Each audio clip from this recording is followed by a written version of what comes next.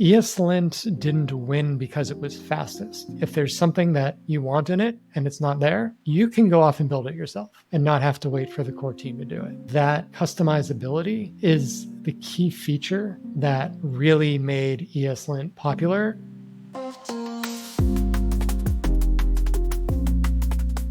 Hello, welcome to the DevTools-fm podcast. This is a podcast about developer tools and the people who make them. I'm Andrew, and this is my co-host, Justin.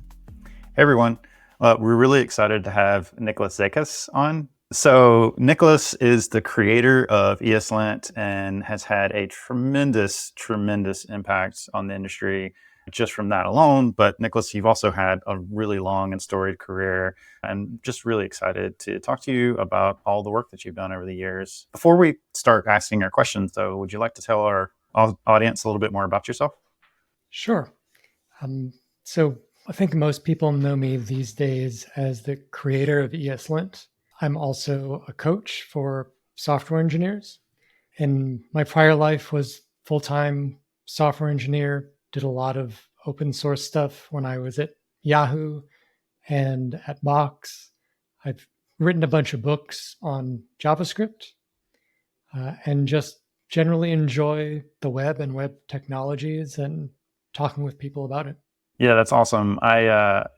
It's hard to understate kind of like the impact that you've had, because there's been multiple points in my career, besides just ESLint, that I've touched either tools that you've built or frameworks that you've helped design, or like read some of your books, or so it's really, really kind of a big honor to chat with you.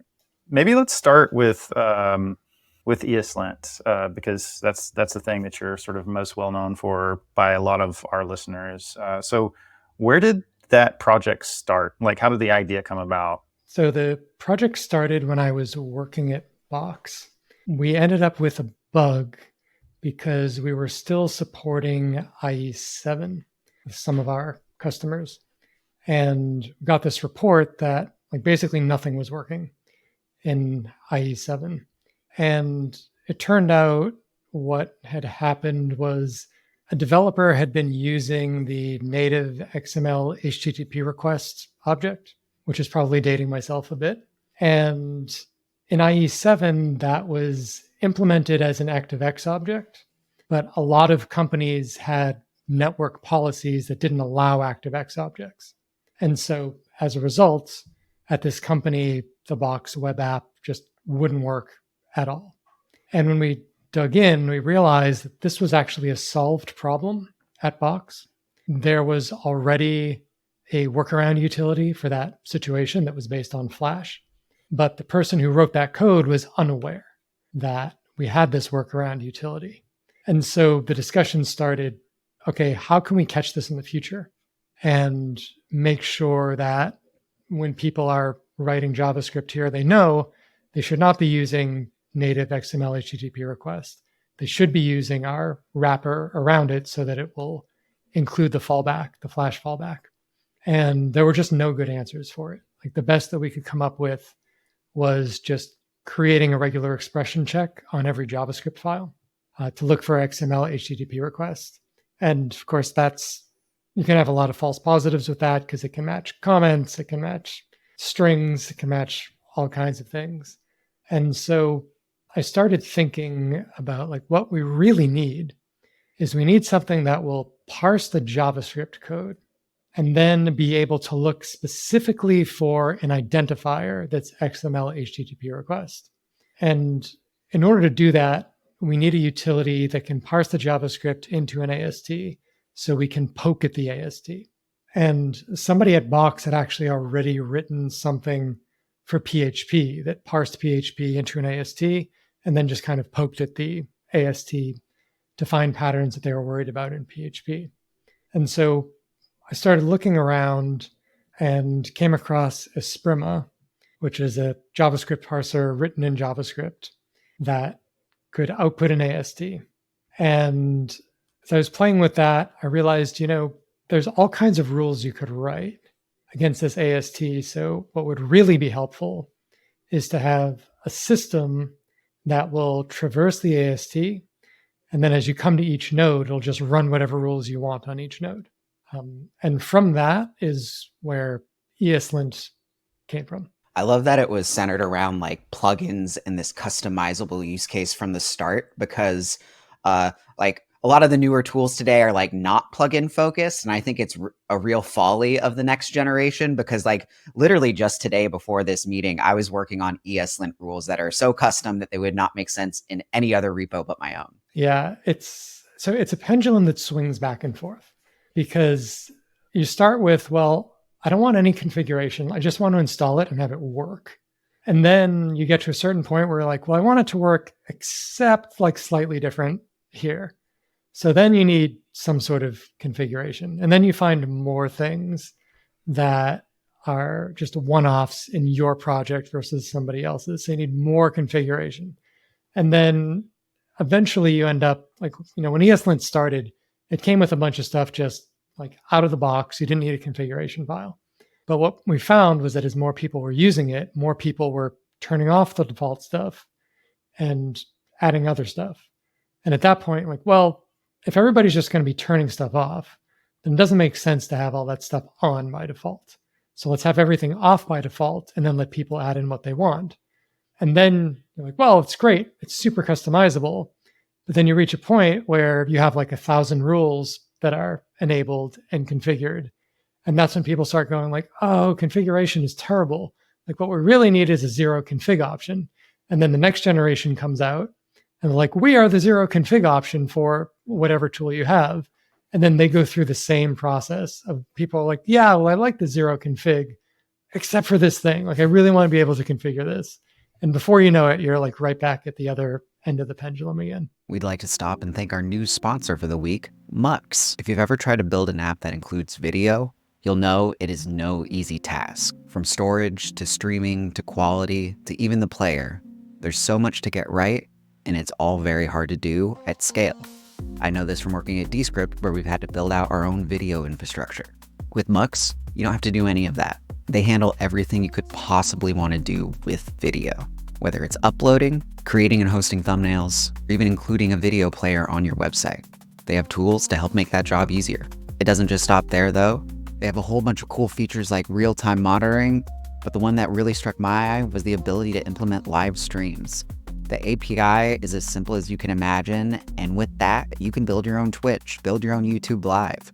The possibilities are endless. So if you're trying to build a video app and you don't want to worry about all the gnarly video details that come along with it, Mux is a great option to check out. To learn more, head over to mux.com. Yeah, we have so many of those loops in our industry. Something that's interesting that I like to think about sometimes when ESLint was like first coming out, the linters of that era, at least in the JavaScript, what few of them were, seemed to be more stylistic focused, or the tools that like operated in that space that I was familiar with was like just style focused things. And this is like prettier and auto formatters.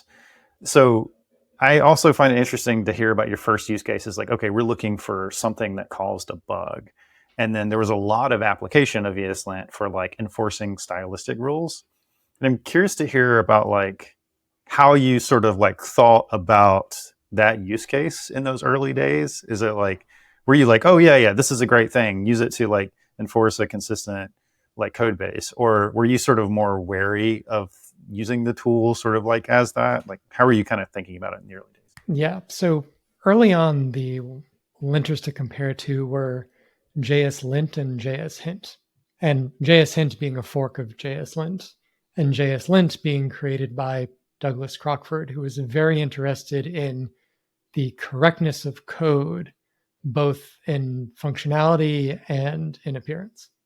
And so JSLint had a lot of stylistic rules that were built into it that Crockford felt were best. And that was part of the reason that the fork was created, JSHint, is because there were a lot of people who didn't want to write code the way that Crockford wanted to write code. And the goal of JSHint was to be more customizable and more flexible. When ESLint started, I was focused primarily on bugs and identifying problems. But what happened was people said, like, ESLint is great, but unless you can support these rules from JSHint, I'm going to have to use both tools. And I really don't want to have to use two tools like one to do the stylistic stuff and one to do the pluggable rules. So I went through and started just duplicating the rules from JSint to give people the ability to just use ESLint and not have to worry so much about which rules were in which tool. And early on, I thought that was okay. There weren't that many stylistic rules to copy over. And I thought that once they were copied over, that would pretty much be it. That would be the set of rules. But what I failed to realize is that people are extremely nitpicky about their code and how it looks, and that people would just keep asking for more and more rules, more and more options so they could customize it to exactly what they wanted it to be. And after a while, it just got to be too much. Like we were spending so much time on these stylistic rules where somebody would come in and say, well, in my style, on the third Tuesday of every month, I like to have a semicolon there, but otherwise I don't. So can you add in an option for that? And we eventually just got to the point like, look, we're spending too much time on these stylistic rules. Don't actually think that ESLint is the right tool to be handling these. No one wants to be told this is supposed to be indented 8 spaces instead of 4. Go back and fix it yourself. It should just be fixed. And so now that we have tools like Prettier and even dprint, these are great tools for formatting your code. You should just run them before you check them in. And then you can eliminate all of that noise from your ESLint configuration. Yeah, there's been a lot of like Twitter rumblings of people going like, I don't need linting anymore, and just like throwing out the tools completely. And it feels so self-imposed to me because, as you said, it's like the tool does nothing when you install it initially, and you're the one that's adding all these constraints. So like people kind of shoot themselves in the foot by adding like, oh, let's enforce all the prettier styles here too. And then your file blows up into a million red squiggles. Yeah. And I get a lot of like, oh, ESLint is so slow. Like, well, ESLint itself is not the fastest linter in the world because it does do a lot of things. But there are a few things that are within your control to make it faster, like the number of plugins that you use, the number of rules that you use. And then there are specific plugins like TypeScript ESLint is pretty slow because it's looking at your entire project and not just the individual file that you want to have linted, because it's trying to understand everything that TypeScript understands about your project. And ESLint plugin import will like scan your whole project to look for missing imports. And all of that is really expensive. And unfortunately, the current ESLint core is all synchronous as well. So all of that is blocking. It can't really go off to do anything else. But the first thing to do if you find that ESLint is slow is to look at what rules that you have enabled. And this is why I'm now a big proponent of just not doing stylistic rules in ESLint, because you can eliminate a bunch of that performance problem by offloading all of that to Prettier, which doesn't have to do the types of calculations that ESLint does, because it's playing a completely different game. And so you actually have a fair amount of control over how fast or how slow ESLint is.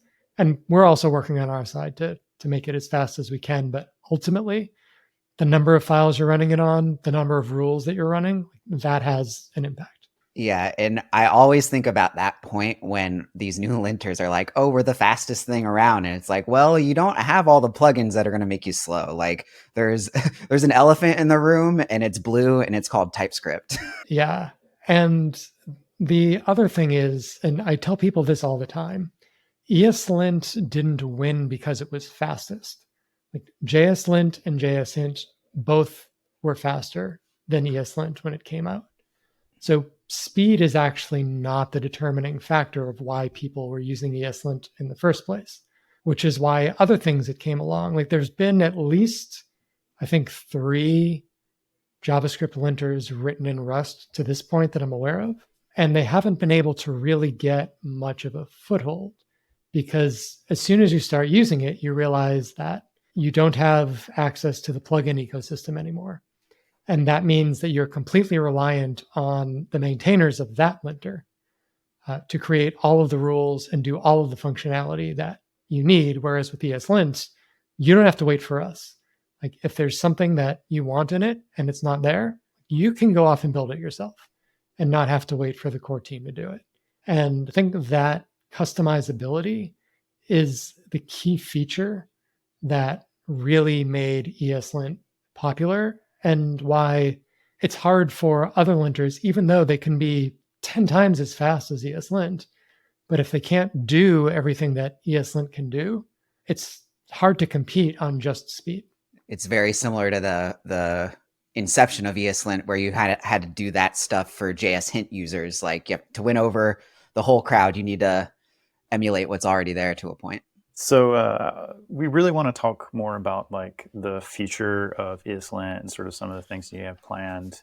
But before we transition to that, I'd just like to sort of talk about you a little bit more. So kind of one of the things that had happened in your life, like while you're working at Box, is you had Lyme disease and it sort of like affected your health. And on this podcast, we really like to talk about like the people behind the tools and like humanize the builders. And I just want to hear a little bit of your story about like what that impact was on you. And if there's anything you can share to like educate people or like, you know, I don't know, just really curious to hear more about your experience at that time. Yeah. So it actually started before then. It's a little bit of a weird story, especially if you're not familiar with chronic disease and kind of how it works. But it actually goes all the way back to when I was in college, where I woke up one morning, was really, really sick. So sicker than I've ever felt in my entire life. Couldn't eat, could barely drink, fluish, fever, body aches, just felt terrible. Nobody could figure out what was going on. Nobody had any idea. I was hospitalized a couple of times. All they could find was I was dehydrated. That's all they could tell me. And even though I eventually recovered from that, it took about a year, I found that I kept falling into this pattern of like, I'd feel okay, and then I'd start feeling run down, and then all of those symptoms would come back. And I would be really, really sick for like 2 weeks, and then it would just kind of go away. And I would be okay again for a few more months, and then it would come back, same symptoms. And that just kept happening. And went to doctor after doctor, couldn't figure out what was going on. But when you're in your 20s, tons of energy, think like, whatever. It's fine. I can still deal with stuff. So dealing with regular life, job, relationships, whatever. But this kept happening. And eventually I got diagnosed with chronic fatigue syndrome because I was having trouble energy-wise, just really tired, sleeping a lot. But nobody could tell me why. And if you look at the literature, there's no known cause. Chronic fatigue, there's no known cure. You just kind of live with it. And so that's what I did. Just kind of lived with it and did what I could. Continued working, continued my career, open source, speaking, writing, and just kind of figured like, that's just my body. It's just what it does, and I'll do what I can. By the time I got to Box, it had gotten a lot worse. So the periods of time where I had no symptoms were basically down to zero. And the periods of time where I had symptoms were all the time, pretty much. So it was a struggle. Like my first year at Box was rough. I did my best. I did miss a lot of time as I was going through that. And then once again, one morning I just woke up and I just couldn't get out of bed. I didn't have the energy, could barely kind of roll over and get myself dressed. And once again, started going, seeing a bunch of doctors, and eventually got diagnosed with Lyme disease. And Lyme disease is carried by ticks. So you get bitten by a tick, and it kind of injects it into you. And it can be dormant for a while. I don't remember ever being bitten by a tick. Some people get what's called a bullseye rash. And if you look that up, you can see why it's called that, because it looks like there's an actual bullseye on your skin. There's like a really like bright red center, and then like a less red ring around it, another less red ring. And if you have that, like you should go to the doctor immediately, and you should have them prescribe you antibiotics immediately, whether or not you have other symptoms. Because if you see that, you definitely have Lyme disease in your system and you don't want to wait for it to get worse. And so that was basically the diagnosis that I got initially was you probably got bitten by a tick back in college, and Lyme disease has been living in your body this whole time and just kind of coming back when you were feeling weak and run down, and then kind of going into remission when you were feeling stronger. So figured, okay, like we'll treat this. The unfortunate thing is, if you don't treat it early, it gets very difficult to treat. So, normal course of antibiotics, I think at this point is like 3 weeks during the acute phase, and it pretty much knocks it out for most people. But if you've had it living in your body for years, that doesn't work. So ended up just kind of working from home, and then had to stop working altogether because I was just too sick. Had to switch doctors because the first doctor just really couldn't get me better. And then the second doctor also couldn't get me better. And then we actually discovered that there was black mold in the apartment that I was living in. So not only was I dealing with the Lyme disease, the chronic fatigue, I was dealing with mold illness on top of it. And so finally got out of that place. Once I got out of the moldy environment, I was able to finally start making some progress. But, at this point, it has been 8 years since I've been healthy enough to have a full-time job. When I work on ESLint, it's, an hour or two each day during the week. It's about what I can devote to it at this point. But I'm doing better. I'm still at this point, I kind of been declared Lyme disease free. And the challenge now is really more the chronic fatigue that it triggered, which takes a lot more work to help your body recover from. But I'm a lot better now than I was a couple of years ago, and very grateful for that, and grateful that I have the time and the energy now to work a little bit on ESLint and to build up my coaching business. And yeah, life goes on. Well, thanks for sharing that. And I think, in spite of that, it's incredible of like how much you've accomplished. But I also think it's like really important to sort of highlight the impacts that chronic health issues can have, because especially I think, at least I've been made more aware of chronic health issues since COVID has hit. There's like a lot of people that I know in my Twitter network who've got long COVID and who have really struggled to function. And I think it's important as an industry that we don't forget, that there are people who, even doing really good, really profound work, are sort of struggling with these health issues. So thanks again for your story. And you heard this, folks. If you get bit by a tick and you have a bullseye rash, please go to the doctor. That's important. I'll also thank you for sharing. I haven't dealt with chronic health issues, but I really respect the struggle. Like, that seems like it was an immense challenge to overcome.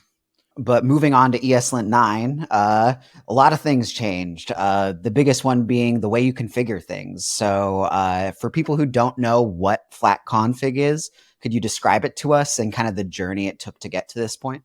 Yeah. Flat config is our nickname for the new config system, because the old config system was very much not flat. So in the old config system, there were so many different ways that you could extend your configuration that it was really complicated. So there was the extends key where you could say extends, Airbnb, you get all the Airbnb configuration in, and any number of other things. There were overrides where you could do overrides specifically for specific files, specific directories. You could embed configuration in your package JSON file. You could embed override files in each individual directory as well. And then ESLint would go through and combine the configurations from all of the ancestor directories into one configuration. There was just a lot going on there that made it really difficult both for people to configure and also to reason about and debug if something went wrong.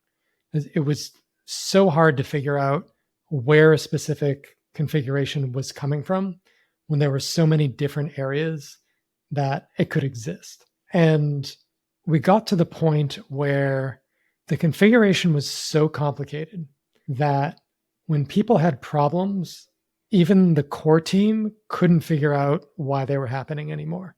There were just too many variables to try to figure out.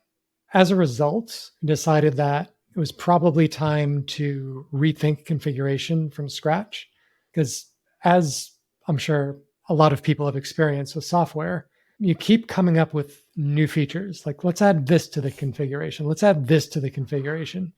But when you don't stop and take a step back and look at everything holistically, you can end up with a bunch of features that don't make sense together, even though they each made sense individually. And that's kind of where we ended up with the old config system, which was the ESLint RC config system. So the new config system, flat config, the whole idea was like, let's just put everything in one file. So no more of this like extends and we're going to go off and we're going to try to load a bunch of different configurations for you. No more trying to merge configurations from different directories. It's just making things way too complicated. What we're going to do is we're going to have everything in one file, and you can import into that configuration file anything you want from anywhere you want and mix it and match it any way you want. It's not going to be on ESLint to do that anymore. And as a result, I think we came up with a system that feels familiar enough to the original configuration system that it's not super confusing. Like, it doesn't feel like you go in there and you just have no idea what's happening, but is more organized and easier to reason about when something goes wrong, so that if there's a problem, you have a pretty good chance of figuring out what the problem is yourself. And if there's a bug, then it's a lot more likely that we as the core team are going to be able to figure out what it is and fix it.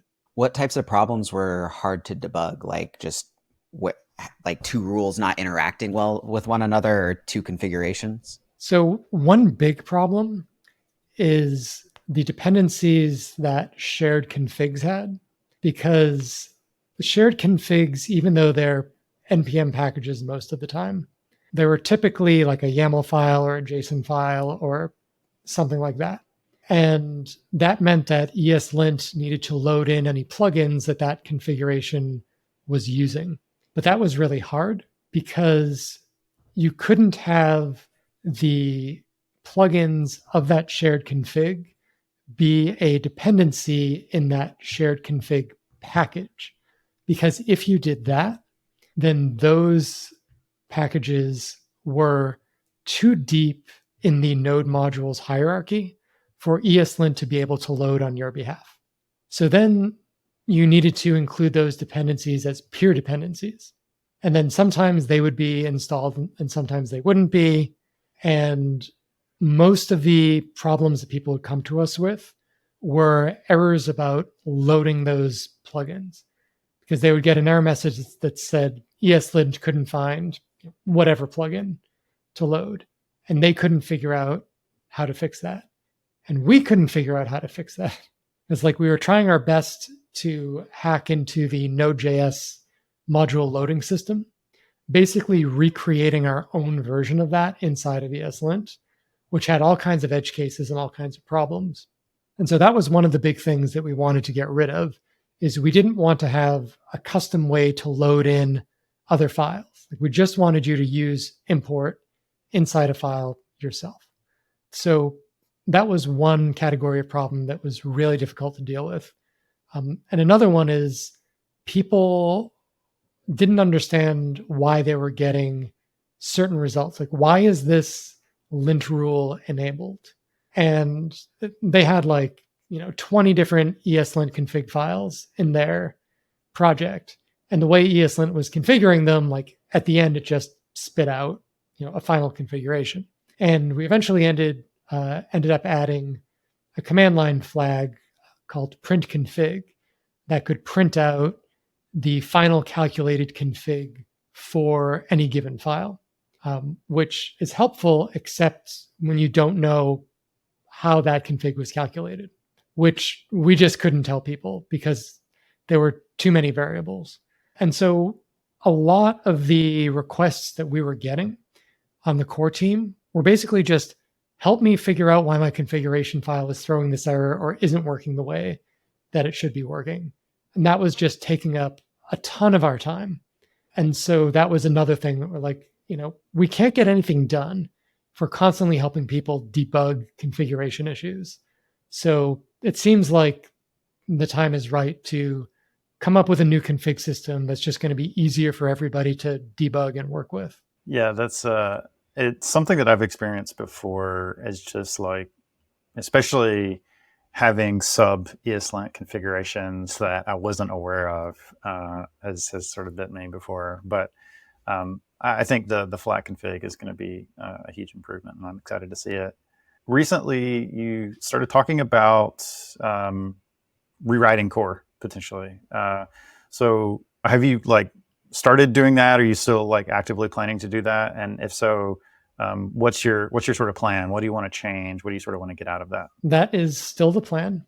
It's been our plan, I think, since last year or maybe the year before was when I posted the first discussion in our repo. And yeah, there's a lot of stuff that we want to do in ESLint that we just can't do right now because of the core. I alluded to earlier that the core is entirely synchronous. So that immediately means that we can't do asynchronous rules. We can't do asynchronous parsers, which are things that people have been asking for a while, but we just can't do it because that core is all written synchronously. So the thought process was, well, if we want to be able to do those things, which we do, async parsers, async rules, open up a lot more possibilities.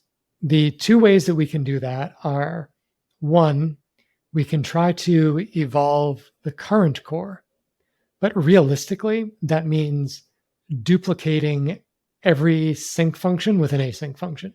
And at that point, you're basically writing two different cores anyway.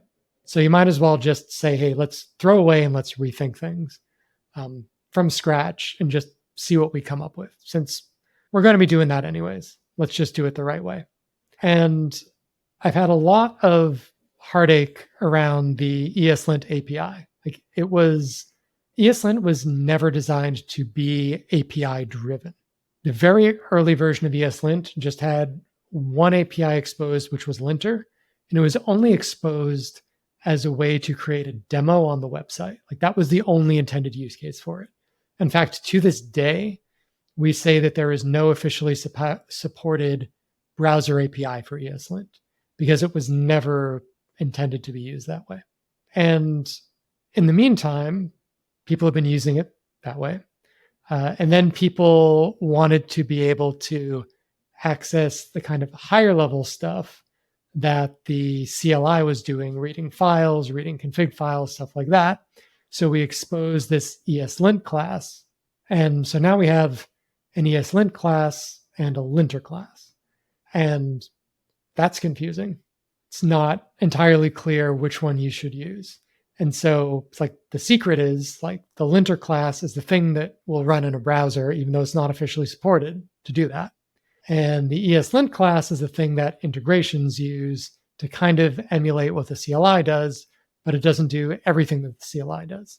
So it's a bit of a hodgepodge of an API. And we're at the point where when somebody wants us to expose something, we have to decide which of those two classes does it belong to. And that decision is sometimes forced because if we want it to be accessible in the browser, then it has to be in linter because that's the only thing that will actually work in a browser. And that's a terrible way to design an API. It's if I want it available in the browser, it has to go in linter. If I don't want it available in the browser, it needs to be available in Node, then that needs to go in ESLint. It's a terrible way to design APIs. So the goal is to come up with an API that actually makes sense for all of the consumers of our API. Something that is runtime agnostic as a core. So we're going to have a new package that is at ESLint/core that is completely runtime agnostic. So that will work in any environment that runs at least ES6 JavaScript. Then we'll end up having a package that's specific for Node that will use Node APIs to interact with the file system and stuff like that. But the core itself is no longer going to be just one giant class. It's going to be a bunch of smaller composable classes. So when you're doing an integration, you will have to write more code. But in doing that, you're going to have a lot more control over how you're working with ESLint. It's going to be a lot more flexible, hopefully a lot easier to test, and a lot less error prone. And the goal is really to adhere to the single responsibility principle and just create a bunch of these small classes that each do one thing really well. And then we combine them together to create the CLI. We combine them together to create editor integrations. And as a baseline, any environment that's capable of running JavaScript can at least use the core to implement ESLint in some fashion. And that way we don't need to worry about, are we being too node specific, which is something that I was concerned about with the current ESLint. And part of the new configuration system as well was just removing a lot of the node specific functionality from it so that ESLint didn't have to be tethered to Node necessarily anymore. And this process is ongoing. I am in the process of writing an RFC at the moment of kind of my first pass of what I think this should look like. It's likely to be a pretty long process, and just based on the number of hours that I have available, and also on the complexity of doing a rewrite. But the new config system took 5 years to vet and implement, and I think we ended up with something pretty good. I'm hoping the core rewrite doesn't take 5 years, but it probably will take at least a couple of years before everything is up and running and fully switched over. So when you initially announced this, there were a lot of people that were going, what language are you going to write it in? Are you going to rewrite it in Rust? So I'd just like to hear your thoughts a little bit about choosing a new language for the rewrite, or if you're choosing a new language at all. So short answer is we are not choosing a new language. It's going to be rewritten in JavaScript, strictly, not TypeScript, but JavaScript with types so that we can still get type checking in the core. I feel strongly that when you have a JavaScript parser that ESLint is written on top of, which we do, called Esprit, that we need to be dogfooding that parser ourselves. And even though you can use ESLint with TypeScript, that wouldn't be exercising our parser. And I don't think we would be doing ourselves or anybody else a service by omitting that. Like, that's the way that we find a lot of bugs, is by dogfooding everything that we're working on ourselves. So it'll be JavaScript with type checking enabled. We did look at Rust, and Rust is interesting because it's fast, number one, but also complicated. So Rust is a lot more difficult to work with. There are likely a lot fewer Rust developers in the ESLint user base, which meant that we would potentially be dissuading contributors from our core audience. I think one of the things that has really benefited ESLint is that if you are a JavaScript developer and you want to contribute to ESLint, well, you can. It's written in JavaScript. If it's written in Rust, I think we probably get a lot fewer outside contributions. And I mean, I even went through the process of teaching myself Rust, creating a Rust project, just a JSON parser so I could learn how it worked, and experimenting with it, and finally got the hang of it after some very trying first few months, and ended up enjoying it. I mean, I really do enjoy Rust. It was a lot of fun to write once I got the hang of it. And I like the speed. There's a lot of stuff I like about Rust. The problem that I couldn't get over was, what about the ESLint plugin ecosystem. How do I get that to interact with a core that's written in Rust? Because if we come out with a version that says, oh, sorry, plugins don't work anymore, then that's game over. Like, why bother using ESLint over anything else at that point? Because it is the plugin ecosystem that is the strength of ESLint. And if you look at like what Biome is going through right now, like they have also come to this conclusion that in order for the project to grow, they need a plugin system. And that plugin system can't be Rust. It needs to be JavaScript. And they're going through the process now of trying to figure out, like, is there a way that we can create a JavaScript API that will allow people to write plugins and still have it interact with the Rust core? And I'm interested to see if they can solve that problem, because there's a lot of challenges going back and forth between Rust and JavaScript, because it's not just that rules need to be written in JavaScript, because that alone is a difficult problem, but you can embed, a parser, a runtime into your Rust application, make stuff work. Okay. But it can't just be some new flavor of JavaScript, right? You need to be able to support like the NPM ecosystem, because people are going to want to write rules using existing NPM packages. So then you actually need to embed like Node itself or Deno itself into your Rust application. And you are passing things back and forth between both worlds. And then you end up with serialization and deserialization performance costs, which can be quite high. And so after at least my initial explorations with Rust, pretty quickly came to the conclusion that it was going to be a lot more work than I initially thought it would. And I wasn't sure that we were actually going to be able to deliver something that was valuable enough with all of that additional complexity over just continuing to build in JavaScript, just breaking up the core to make it faster, make it easier to work with, look at what were some of the bottlenecks people were coming in with and trying to figure out ways to fix that. Creating an async core actually allows us to do a lot more interesting things to improve that parallelization of different types of operations all of a sudden becomes an option. So there's a lot that we can do staying within the JavaScript ecosystem that I think will allow us to move faster and not cut off all of the plugins that we already have.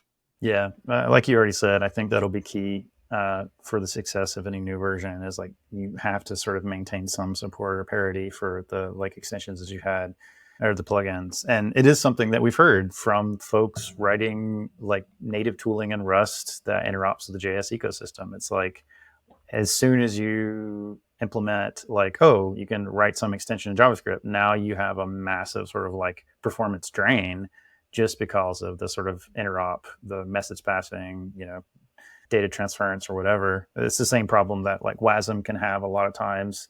It's like one of the big performance problems that it can have is like if you're passing a lot of data back and forth, that can be particularly slow or like, reduce some of your performance benefits. And that was actually the initial exploration that I did, was I wrote this JSON parser in Rust and then compiled it to WASM and tried to load that into a JavaScript environment, thinking like, oh, it's going to be like way faster because it's written in Rust, it's in WASM, and I'm going to be able to get that AST out just like so much faster. And it ended up being significantly slower than the parser that I wrote in JavaScript, specifically because of the serialization cost.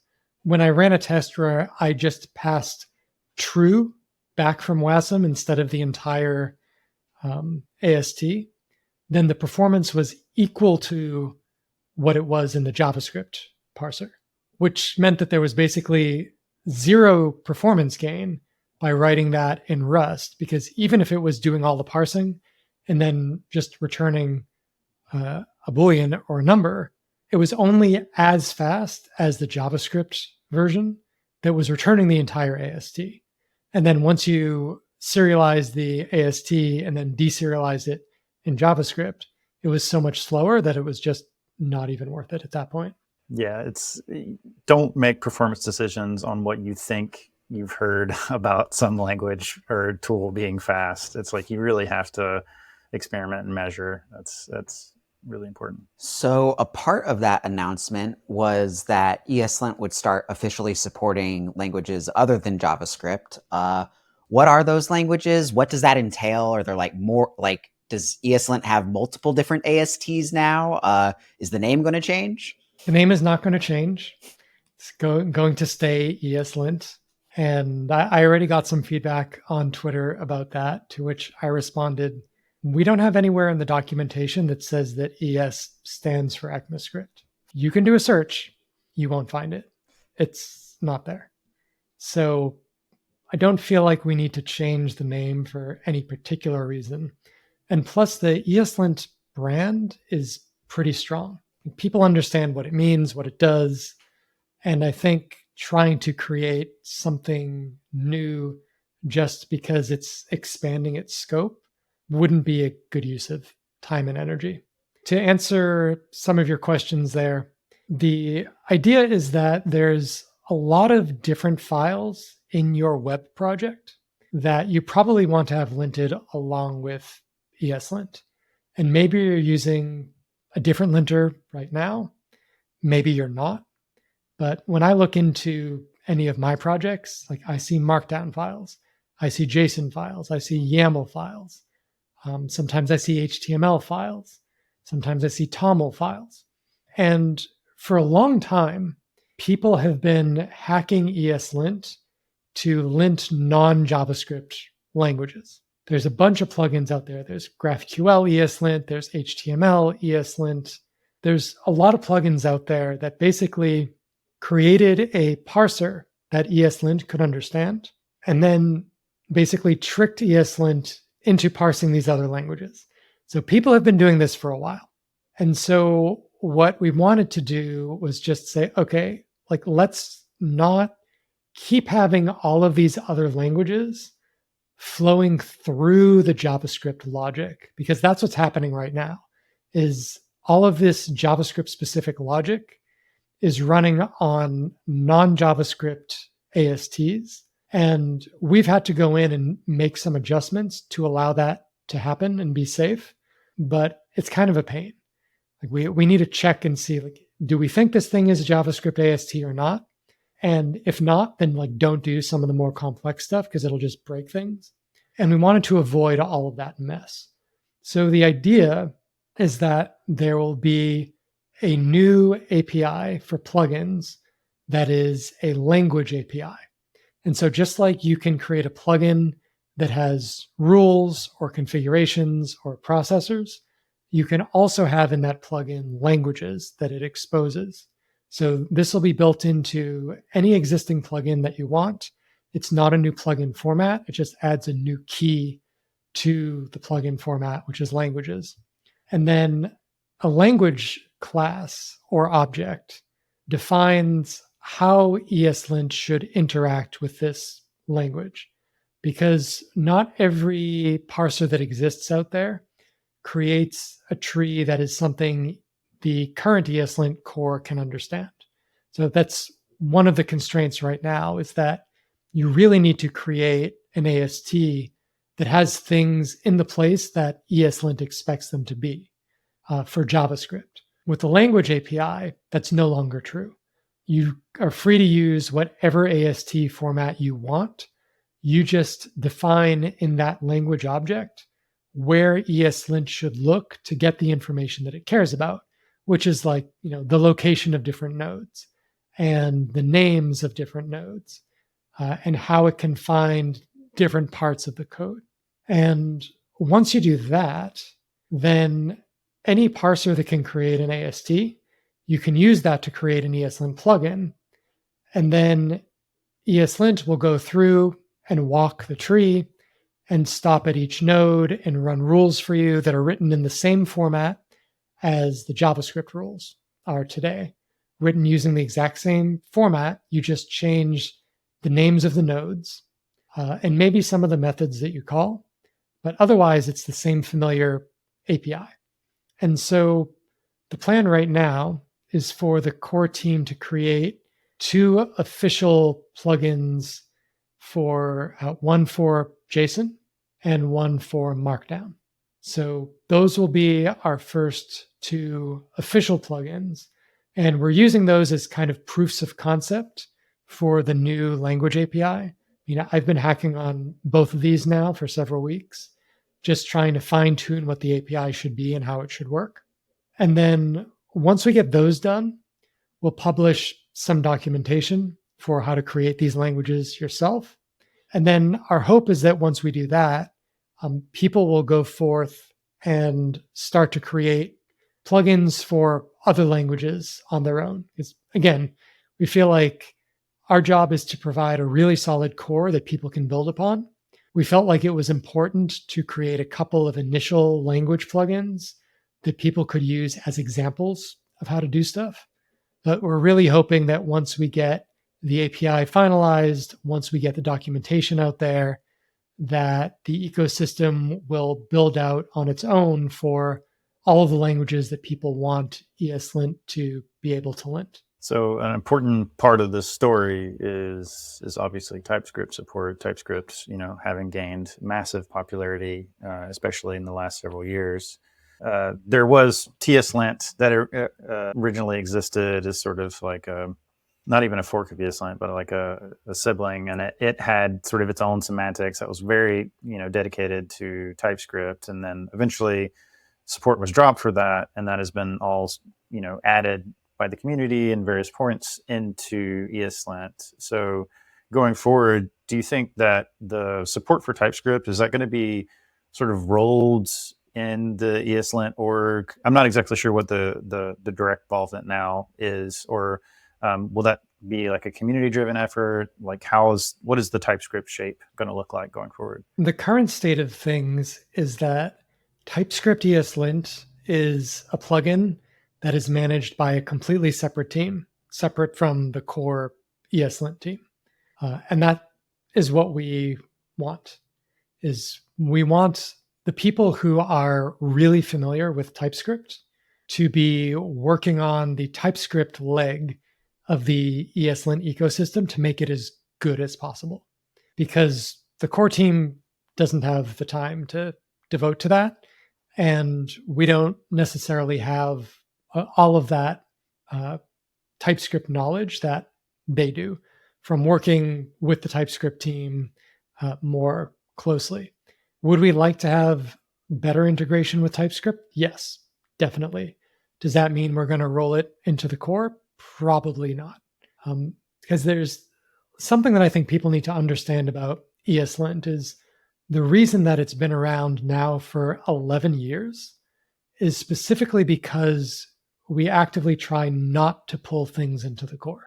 We want a lot of things to exist in the plugin ecosystem because that allows us to focus on the core and continue to provide capabilities to the plugin ecosystem so people can build what they want. And that means that we aren't placing bets that we might lose. So there was a point in time where people didn't know if TypeScript was going to win or if Flow was going to win. And if ESLint had tried to pick a winner and say, well, we're going to start supporting Flow, that would have been a big problem for the project. And likewise, we didn't want to pick a winner in TypeScript. So what we did do was work with both teams to say, okay, let's try to come up with a format where ESLint can kind of be aware that type annotations are a thing and figure out how to work with them so that it'll work with both Flow and TypeScript. And that's where we'll kind of hold it.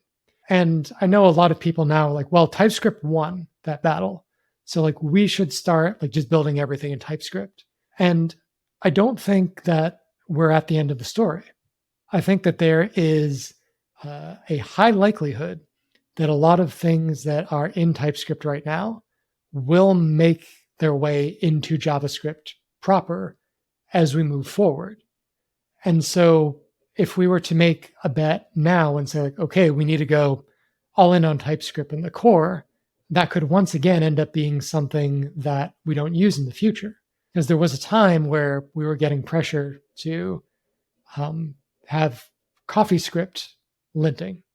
And if we had gone all in on CoffeeScript, then we would have spent a bunch of time on a language that like nobody's using now. And I know it seems crazy to think, but TypeScript could also end up being that language. It could be made obsolete by JavaScript itself, just like CoffeeScript was. And so the approach that we're taking is, look, we are JavaScript first. We are a JavaScript core. We're going to continue to support JavaScript in as many flavors of JavaScript as possible going forward. When there are opportunities for us to improve the integration with any other flavor of JavaScript, including TypeScript, we're going to move in that direction.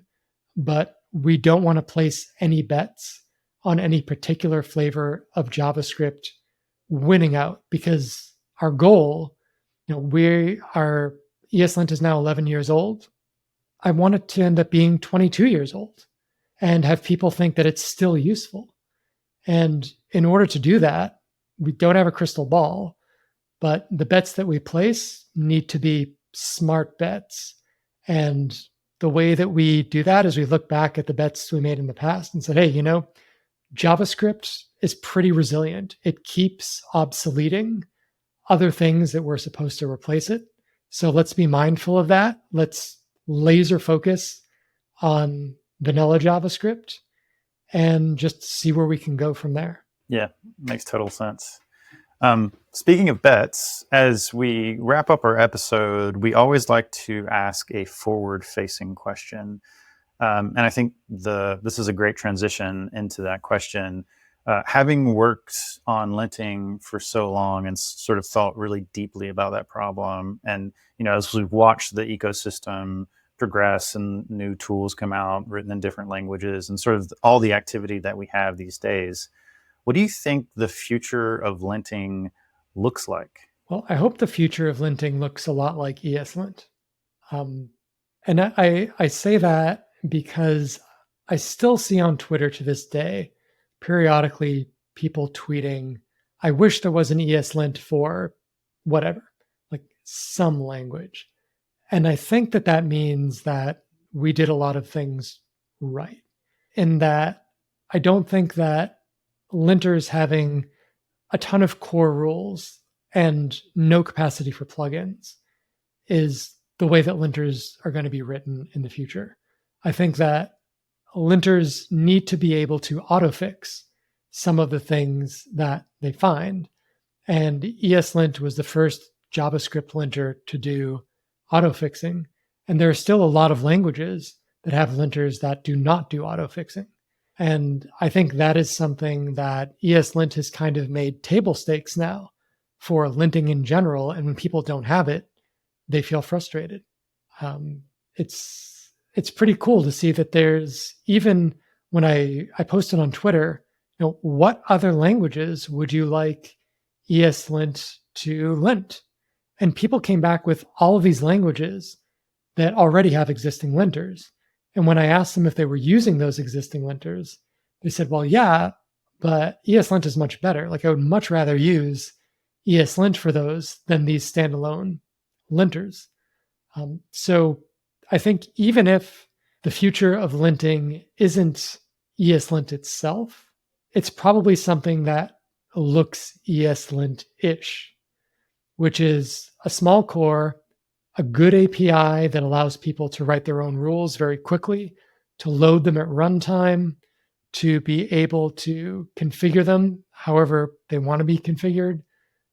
If they find a rule that isn't quite what they want, to be able to clone it and modify it and create one that does exactly what you want, to be able to plug in whatever language or whatever parser that you want and have everything just work, to have it be deeply integrated into your development environment, whether that's VS Code, your continuous integration system, or just a CLI.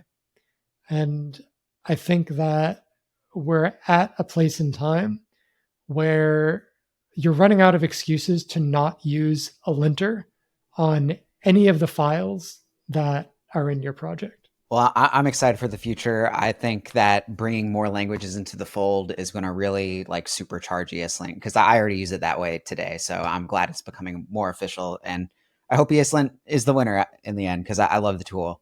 That wraps it up for our questions on the episode. Thanks for coming on. This was a wonderful conversation. Like, I think ESLint is the tool I've been using the longest in my career, and it's definitely provided some of the most value. So thanks for making it. Well, thanks for that. Appreciate the feedback. Yeah, likewise, Nicholas. I mean, it is really hard to understate like how important ESLint has been on the JavaScript ecosystem in particular. And, given how much JavaScript has blown up in the last, 10 years, especially, it's like, that's a huge industry impact. So, congrats to you and the team for making such a valuable tool. And yeah, just thank you for all the hard work that you put in over the years on this.